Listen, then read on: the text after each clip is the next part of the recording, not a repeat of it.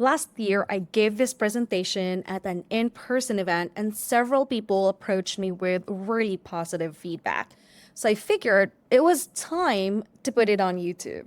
By the way, my name is Hazel June, and I work with online education businesses, designing online programs, building AI resources, and teaching people how to leverage AI. I've worked with the top online programs in the space that generate over seven figures in revenue per year, coached hundreds of business owners, and trained thousands of people on program design and leveraging AI.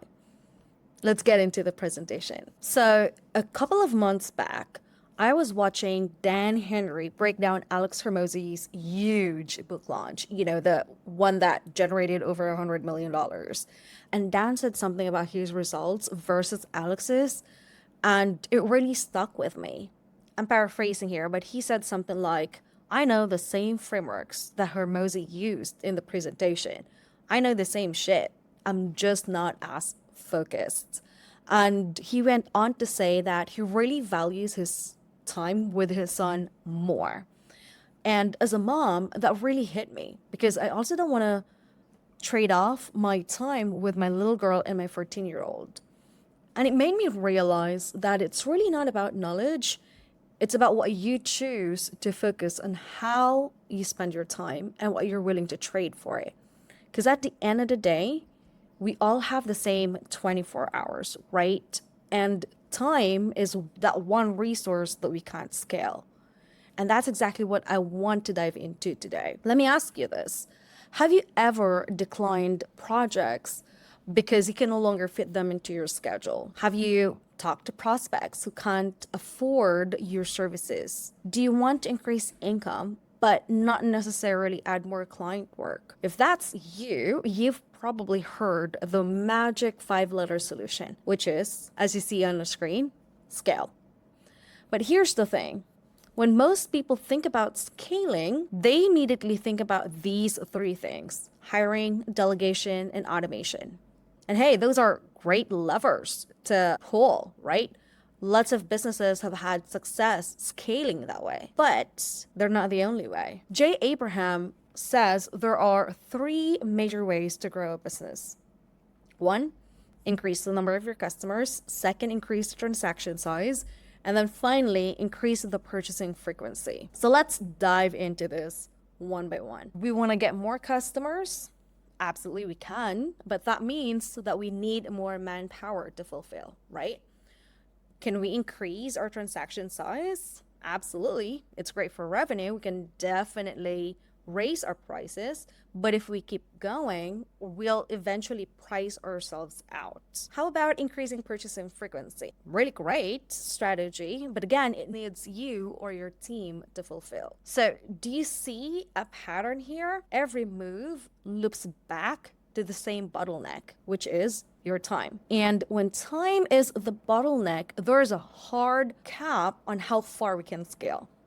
Because let's face it, we're not exhausted because we have too much work. We're exhausted because the only way our business makes money is if we work. And so that begs the question, what if there's another way to scale? And so here's the shift I'd like for us to explore today. You don't need more expertise. You need a better container. Let me explain. Your one-on-one service is just a container for your expertise. Copywriting, design, strategy, coaching, whatever your skill is, you can deliver that same expertise in different containers, like done for you, coaching, consulting, digital products, AI tools, online courses. There's a bunch of different containers you can deliver the same expertise in. For instance, in my world, my expertise is around designing online educational programs.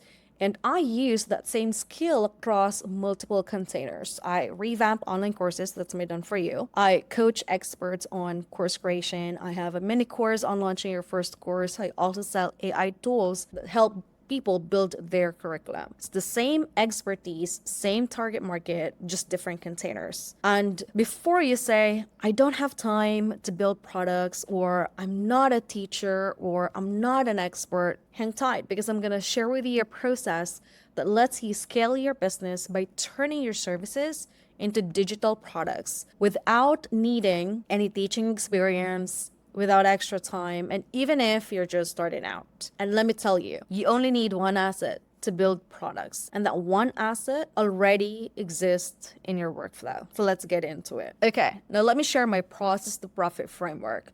And that one asset you need, that's your SOPs, your process flows, your documented workflow. Because here's the truth. You have built your assets. You already built the assets. You just haven't monetized them. Now, my process to profit framework will help you do just that. So let's go over each of these 3 steps that you see on your screen. Okay, first is the audit phase. And this is where you will have to mine your existing assets. You will have to look at everything you already use to deliver client work and look for valuable resources. For instance, if you have SOPs, you probably are already using these things that I've listed on the slide. You probably have trackers or workflows, scorecards, dashboards, all of this good stuff, right? For example, I have a bunch of launch resources like a tracker, a calendar, and promo templates. So I bundle those up and offer it as an order bomb to a low ticket offer. Now, if you're wondering, what if I don't have SOPs yet? Well, what you want to do is check your files because I promise you, you have a graveyard of valuable resources saved in your drive. Now, if you want to use AI to help you so you don't have to manually comb through all of your drive, here is a prompt that I used in ChatGPT to search for all of the files I use in delivering my service. And here's another trick. If your files are scattered in different storage drives, you can upload them in Notebook LM, kind of like what I did here, and then use the AI tool to synthesize the data and map out your process for you. Now, if you're wondering, I am just starting out, I don't have any of those files. Well, if you're new, you want to document everything you're learning and implementing, because when you apply what you learn, you will naturally create assets. For example, I've been learning how to use AI in learning and development. So I compiled all of my notes, put them in Notebook LM, and use it to create assets. I'm also constantly learning how to improve my own processes. And as I learn and test new things, I also make adjustments on how I deliver. The course creation jumps that you see at the top of this slide, those are the assets that I've created from that constant learning and iteration. So it really doesn't matter if you have SOPs or not, or if you have an existing business or not. You can find assets that you already have. Now let's go over integrate. And this is where you will have to decide how the products connect with your service, the one-on-one service that you're currently offering right now. Remember, we build products that support our backend offer, which means we need to decide how we want the products to fit into our whole business. And once we do, it'd be easy to identify which assets we want to turn into products. For service-based businesses, it ultimately boils down to 2 things. 1, does this product prepare someone to work with me? Or does this help them DIY the process? For example, if you want your products to help clients be qualified to work with you, you can ask yourself, what assets must they have to actually benefit from your service? And then from the resources you found in step 1 or phase 1, the audit phase, which of those could help them? For example, my main done for you service is online course revamps. So in order for them to benefit from my service, they need to have an online course first. That's why my front end offer is an AI tool that's helped them build a course. Now, what if you want your products to serve as a DIY option for those who cannot afford your one-on-one service or offer? Well, what you want to do is ask yourself,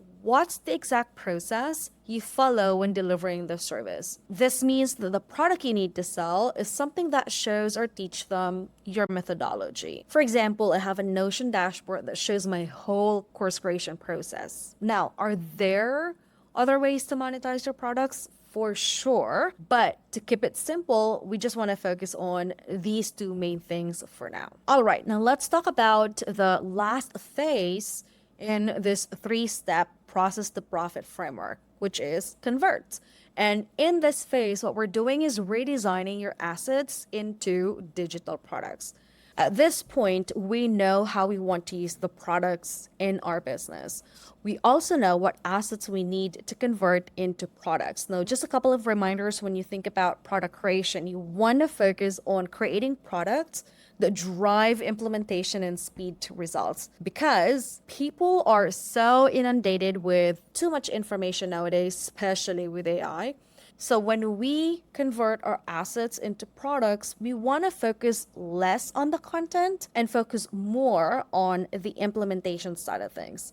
Because remember, we're selling the same expertise to the same target market, just in different ways. So let's go through the different containers. Okay, first, downloadables. Now, this is easy because you can brand them in Canva, sell them as standalone offers, or bundle it as a bonus or order bump. Second, step-by-step SOPs. So you can turn your SOPs or standard operating procedure documents into a digital course format. The phases in your process flow now become your modules.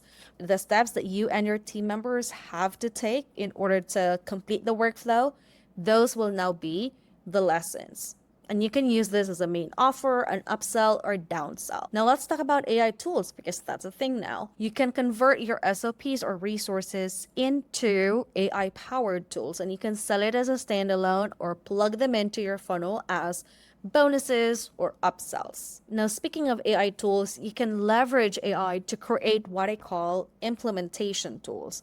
These are tools that make execution easier, faster, and better for your customers.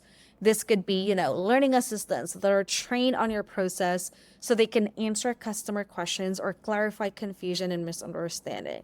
This could be custom GPTs or gems that could do the work for them or give them feedback. This could be AI assistants that will guide them how to think through the process. When you do it this way, you're actually creating feedback loops into the product without your intervention. Now, these feedback loops are super important because they help people actively learn and therefore make an informed decision on how to best move forward. For example, I converted my process map into a dashboard and a couple of AI tools, which I sell now as an upsell to a front-end offer. So to recap, this is the whole process to profit framework. You want to start with the audit, see what assets you have.